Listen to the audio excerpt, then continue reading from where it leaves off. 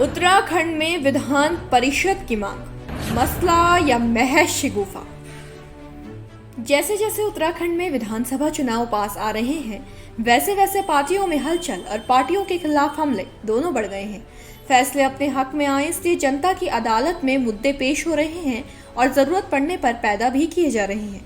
प्रतीत हो रहा है समस्याओं की आड़ में शिगुफे भी खिलाए जा रहे हैं, और ऐसा करने का इल्जाम किसी और पर नहीं बल्कि लगा भी तो प्रदेश में कांग्रेस के चुनाव अभियान की बागडोर संभाल रहे पूर्व मुख्यमंत्री हरीश रावत पर। हाल ही में हरीश रावत 21 सदस्यीय विधान परिषद के गठन की पैरवी करते हुए नजर आए। उनके अनुसार राज्य को विधान परिषद मिलनी चाहिए। क्या तर्क हरीश रावत ने इस मांग के पीछे रखे? उनके मुताबिक उत्तराखंड में राजनीतिक स्थिरता बनाने के लिए विधान परिषद जरूरी। विधान परिषद के गठन से राजनीतिक दलों में आंतरिक संतुलन पैदा होगा।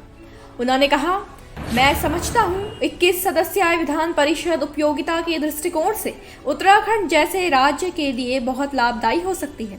राजनीतिक स्थिरता पैदा करने वाला कारक बन सकती है। इससे राज्य में नेतृत्व विकास भी होगा। लेकिन जब से हरदा ने इंटरनेट मीडिया पर अपनी पोस्ट में उत्तराखंड में 21 सदस्यीय विधान परिषद के गठन की बात कही है, बस तभी से वो विपक्ष के निशाने पर आ गए हैं। वैसे भाजपा के साथ साथ जानकर भी इस ख्याल को बेबुनियाद और गैर जरूरी करार दे रही है। अब क्यों विधान परिषद की पैरवी में जुटे हरीश रावत की इच्छा को पेचीदा करार देना गलत नहीं है? इसकी 5 बड़ी वजह है। पहली, संवैधानिक तौर पर बात करें तो विधान परिषद की सदस्य संख्या राज्य की विधानसभा के निर्वाचित सदस्यों की 1/3 संख्या से अधिक भी नहीं और 40 से कम भी नहीं हो सकती। लेकिन उत्तराखंड की बात करें तो 70 सदस्यीय विधानसभा का 1/3 केवल 23 सदस्य होता है, जो कि विधान परिषद के जरूरी 40 सदस्यों के लिए 17 अंकों से कम है। दूसरी, राज्य की माली हालत और व्यावहारिक दृष्टिकोण दोनों ही इस मांग को बल नहीं देते और दोनों कारणों से इस मांग का औचित्य सवालों के कटघरे में आकर खड़ा हो जाता है। तीसरी वजह, देश में केवल 6 ऐसे राज्य हैं जिनके पास विधान परिषद है। इनमें आंध्र प्रदेश, महाराष्ट्र, कर्नाटक, तेलंगाना, बिहार और उत्तर प्रदेश आते हैं।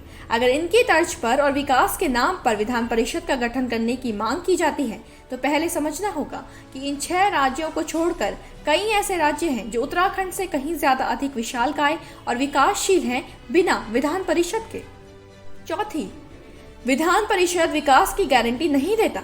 आर्थिक मदद देना दूर, राज्य को मिलने वाले बजट से ही विधान परिषद के खर्चे को भी वहन करना पड़ता है। 5वीं वजह, संविधान और विधायी व्यवस्था के जानकारों के मुताबिक राज्य में विधानसभा के ही सीमित सत्र संचालित हो रहे हैं।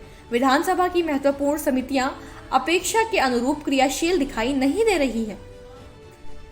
इन सभी बिंदुओं का वजन इतना है कि हरदा जैसे कद्दावर नेता अपने ही बुने जाल में फंसते हुए नजर आ रहे हैं। सिर्फ इच्छा जताने की बात होती तो विषय अलग था, लेकिन विपक्ष ने हरीश रावत को आड़े हाथों लेते हुए उन्हें ये भी याद दिलाया है कि विधान परिषद के बहाने शहरी निकायों, पंचायतों, कलाकारों, साहित्यकारों समेत सीधे निर्वाचन प्रक्रिया से चुनकर विधानसभा में नहीं पहुंचने वालों को साधने की कोशिश में जुटे हरीश रावत खुद 3 वर्ष मुख्यमंत्री रहे, लेकिन वो भी विधान परिषद के गठन के संबंध में पहल नहीं कर पाए थे।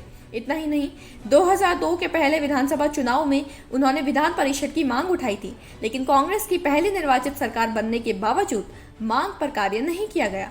यही कारण है कि इन चुनावों में पूर्व मुख्यमंत्री का दोबारा विधान परिषद की पैरवी करना किसी को हजम नहीं हो रहा है और वो हरदा के इस कदम को महज शिगुफा मान रहे हैं। ब्यूरो रिपोर्ट, देवभूमि इनसाइडर।